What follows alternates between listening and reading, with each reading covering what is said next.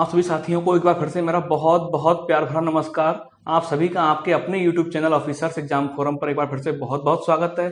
Geography के पिछले lecture में हमने पृथ्वी के अंतरतम के बारे में बात की थी और उसमें हमने विभिन्न परतों के बारे में बात की थी। साथ ही साथ पृथ्वी के अंतरतम के बारे में हमें जिन स्रोतों के माध्यम से हमें जानकारी प्राप्त होती है उन स्रोतों के बारे में बात की, जिसमें हमें सीस्मिक वेव्स प्रमुख स्रोत के रूप में प्राप्त होती हैं। अब हम बात करेंगे उसी चैप्टर के सेकंड पार्ट में, जिसमें हम पृथ्वी के अंतरतम में पाए जाने वाले विभिन्न प्रकार के खनिज तत्व और चट्टानों यानी कि रॉक्स के बारे में बात करेंगे।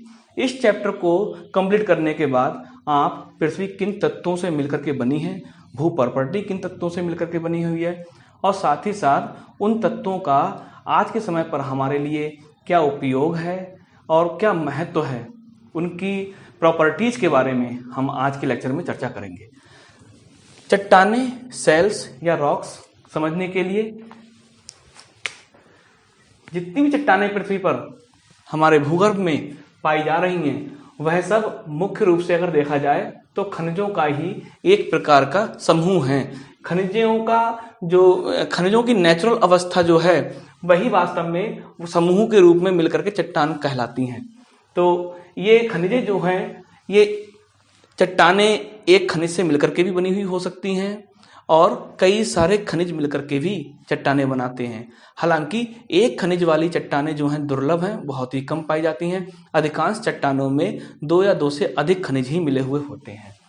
खनिजों के बारे में जानेंगे, मिनरल्स, और फिर उसके बाद में हम बात करेंगे यौगिक कंपाउंड्स के बारे में, यानी कि बहुत सारे यौगिक मिलकर के खनिजों का और कई सारे तत्व मिलकर के यौगिक का निर्माण करते हैं। तो तत्वों से मिलकर के यौगिक बने हैं, यौगिकों से मिलकर के खनिज बने हैं और खनिजों के समूह को हम चट्टान कह देते हैं। केमिस्ट्री में आप लोगों ने हम पढ़ते हैं वहां पर, जिसमें हम जानते हैं कि तत्व की अगर सूक्ष्मतम अवस्था अगर देखी जाए तो वो परमाणु होती है। परमाणु चूंकि बहुत ज्यादा क्रियाशील होता है, स्वतंत्र अवस्था में नहीं रह सकता, तो अपने ही प्रकार के और परमाणुओं से मिलकर के अपनी उदासीन अवस्था यानी कि अणु का निर्माण कर लेता है और अणुओं से मिलकर के फिर जो है यौगिक, कई सारे अणु जब मिल जाते हैं, विभिन्न तत्वों के अणु मिलकर के फिर यौगिक बना लेते हैं और यौगिकों से फिर खनिज हुए और खनिजों का समूह फिर चट्टान कहला रहा है। हालांकि अब हम तत्वों के बारे में जानकारी प्राप्त करेंगे इसमें, और फिर साथ ही साथ खनिज के बारे में, और अंत में हम चट्टानों के बारे में जानेंगे। तत्वों की बात करें अगर, एलिमेंट्स की बात करें अगर हम, तो पृथ्वी की क्रस्ट में 100 से भी अधिक तत्व पाए जाते हैं। लेकिन अगर हम मुख्य रूप से अगर बात करें, उनमें बहुलता की अगर बात करें, तो 8 तत्व ही ऐसे हैं जो 98% से अधिक पृथ्वी की क्रस्ट का निर्माण कर रहे हैं। यानी कि पृथ्वी की क्रस्ट का 98% से भी अधिक हिस्सा इन मुख्य 8 तत्वों से मिलकर के बना हुआ है, जिसमें हम इनकी परसेंटेज के बारे में बात करेंगे। क्योंकि क्वेश्चंस 2 तरह से पूछे जाते हैं कि पृथ्वी की क्रस्ट में घटता क्रम, बढ़ता क्रम, सर्वाधिक मात्रा में पाए जाने वाला तत्व, तो उस पर भी ध्यान देना होगा। तो हमने क्रस्ट में विभिन्न तत्वों की मात्रा का एक वर्गीकरण किया। साथ ही साथ दूसरा क्वेश्चन ये पूछा जाता है कि संपूर्ण पृथ्वी में कौन सा तत्व अधिक मात्रा में पाया जा रहा है और उसका घटता क्रम या बढ़ता क्रम। तो इसीलिए यहां पर हमने 2 प्रकार से क्रम को देखा है। एक पृथ्वी की भू प्रॉपर्टी यानी कि ऊपरी परत क्रस्ट, केवल क्रस्ट में पाए जाने वाले तत्वों की विभिन्न प्रकार की मात्राओं का क्रम, और फिर दूसरे में हमने ओवरऑल कंप्लीट जो टोटल पूरी पृथ्वी है उस पूरी पृथ्वी में पाए जाने वाले तत्वों का क्रम। देखिए, ऑक्सीजन सबसे अधिक मात्रा में क्रस्ट में पाई जा रही है, फिर सिलिकॉन है, एल्यूमिनियम है, लोहा है, कैल्शियम, सोडियम, पोटेशियम और मैग्नीशियम। अगर हम यहीं पर अगर संपूर्ण पृथ्वी की बात करें तो उसमें सबसे ज्यादा अधिक मात्रा में पाए जाने वाला तत्व है लोहा। क्योंकि संपूर्ण पृथ्वी की बात कर रहे हैं तो हम क्रस्ट और मेंटल कोर तीनों ही परतों के बारे में विचार करने के बाद में क्रम निर्धारित करेंगे। तो चूंकि आप जानते हैं कि जो अंतरतम में क्रोड का वो भी इंटरनल जो इंटीरियर कोर है वो लोहा और इसी तरह के अन्य भारी तत्वों से मिलकर के बनती है, तो ओवरऑल पृथ्वी में लोहे की मात्रा अधिक होती है। दूसरे नंबर पर आ जाता है ऑक्सीजन, जहां यहाँ पहले पर है यहाँ दूसरे पर आता है। सिलिकॉन यहाँ दूसरे पर है यहाँ तीसरे पर हो जाता है। मैग्नीशियम बहुत लास्ट में है, लेकिन ओवरऑल पृथ्वी में अगर देखा जाए तो 13.9% है। इसी प्रकार से सल्फर है, निकेल, कैल्शियम और एल्यूमिनियम। इसमें अन्य तत्व भी हैं, जैसे कि हमने बात की थी, तो ये 98% में तो ये 8 हैं, लेकिन अन्य अगर 2% का अगर देखा जाए तो उन अन्य 2% में टाइटेनियम हो गया, हाइड्रोजन हो गया, फास्फोरस, मैग्नीज, सल्फर, कार्बन और निकिल, ये इस प्रकार के तत्व हो जाते हैं। हालांकि यहाँ पे बहुत ज़्यादा क्वेश्चन कोई नहीं बनता है। इसी प्रकार से यह जो पूरा का पूरा है ये 98.8 लगभग हो जाता है, और 1.2% हिस्से में अन्य तत्व हैं। तो ये हमारे वो मेजर एलिमेंट्स हैं जो पृथ्वी की क्रस्ट को और साथ ही साथ पृथ्वी को निर्मित करते हैं। अब बात करते हैं हम खनिज की। कई सारे यौगिक मिलकर के खनिज का निर्माण करते हैं। यह किसी भी तत्व की एक प्राकृतिक अवस्था है, जिस अवस्था में पृथ्वी में हमें खनिज प्राप्त होते हैं। हमारी खनिज से संबंधित जितनी भी जरूरतें होती हैं वो यहीं से प्राप्त होती हैं। साथ ही साथ पेड़ पौधों की भी सब आवश्यकताएं यहीं से प्राप्त होती हैं। यहाँ पर देखिए, इनकी अपनी एक चमक, अपना एक स्पेशल रंग होता है। कुछ खनिज जो होते हैं उनमें कुछ धारियां प्राप्त होती हैं, ये उनकी विशेषताएं होती हैं।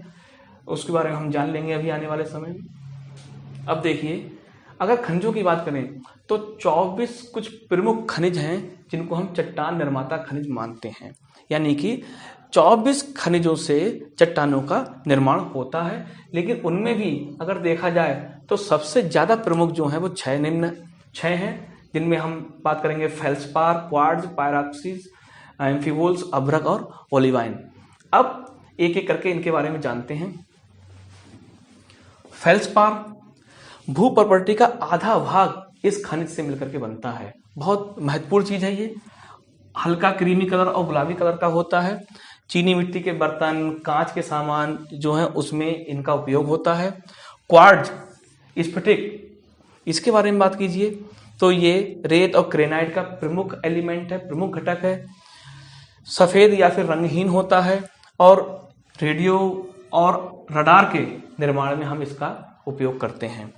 पायरॉक्सिन्स, इसकी बात करते हैं, भू प्रॉपर्टी का लगभग 10% हिस्सा इस खनिज से मिलकर के बना हुआ है। ये परसेंटेज कभी कभी पेपर में पूछ ली जाती है, तो इसीलिए हमें ध्यान रखना पड़ता है, या क्रम निर्धारण में या फिर कथन निष्कर्ष में कभी इस तरह के क्वेश्चंस बन जाते हैं। हरा और काला इसका रंग होता है। यहाँ ध्यान देने की बात है कि उल्का पिंडों से भी अगर कोई हमें सैंपल प्राप्त हुए हैं तो उनमें पायरॉक्सिन्स पाया गया है। कैल्शियम, एल्यूमिनियम, मैग्नीशियम, फेरस और सिलिका, इसमें ये प्रमुख तत्व हैं जो प्राप्त होते हैं। एम्फीवोल्स की बात करते हैं।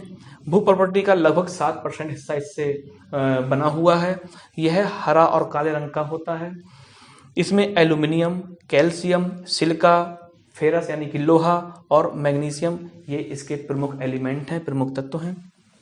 अभ्रक, माइका, पैगमाइट नाम की जो एक आग्नेय इग्नियस रॉक होती है उस चट्टान में यह प्रमुख रूप से पाया जाता है।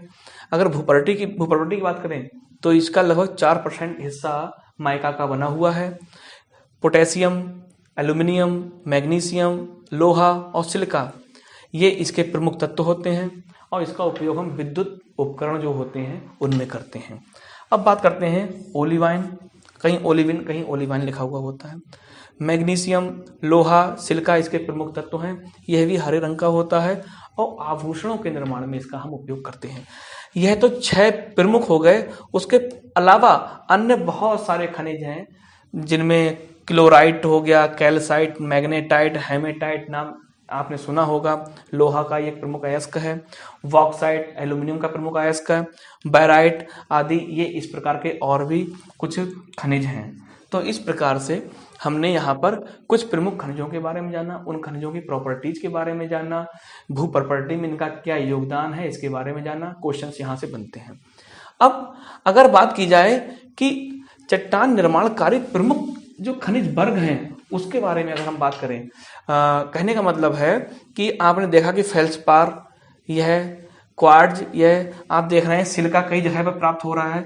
तो हम अगर तत्वों के हिसाब से अगर खनिजों को वर्गों में विभाजित कर लें कि जिनमें सिलिका अधिक पाया जाता है उनको हम सिलिकेट वर्ग में रख लें, जिनमें ऑक्साइड ज़्यादा, ऑक्सीडेंस ज़्यादा पाई जा रही है तो उसको हम ऑक्साइड्स में रख लें, जिसमें कार्बोनेट्स पाए जा रहे हैं तो उनको कार्बोनेट वर्ग में अगर रख लें, तो अगर उस वर्ग के हिसाब से देखा जाए तो ये 3 प्रमुख वर्ग बनते हैं।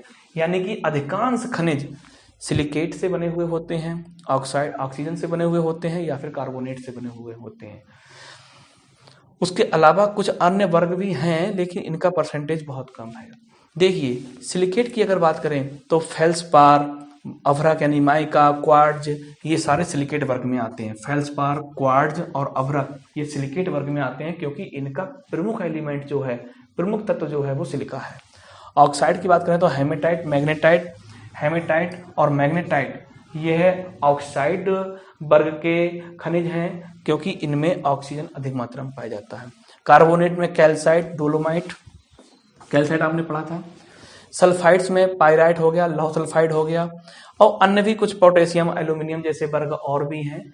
तो इस प्रकार से हमने यहाँ पर अपना जो पृथ्वी की भूप्रॉपर्टी है और पृथ्वी है, उसमें खनिज तत्व और यौगिक चट्टान, रॉक्स, इनकी मात्राएं, इनकी प्रॉपर्टीज, इनके बारे में हमने इस लेक्चर में जाना। आगे के लेक्चर में हम चट्टानों के वर्गीकरण के बारे में जानेंगे, जब हम चट्टानों को 3 रूपों में बांटेंगे: आग्नेय, अवसादी और रूपांतरित चट्टानें। आज का लेक्चर आपके लिए कितना सहायक, कितना सहयोगी, कितना उपयोगी रहा है, इसके बारे में अपने विचार हमें कमेंट्स बॉक्स में जरूर लिख करके दीजिए। और हमारे चैनल को आप इसी तरह से लाइक करते रहिए, अपने दोस्तों के साथ शेयर करते रहिए, सब्सक्राइब कीजिए, और आपका सपोर्ट, आपका प्यार हमें इसी तरह से मिलता रहे। धन्यवाद।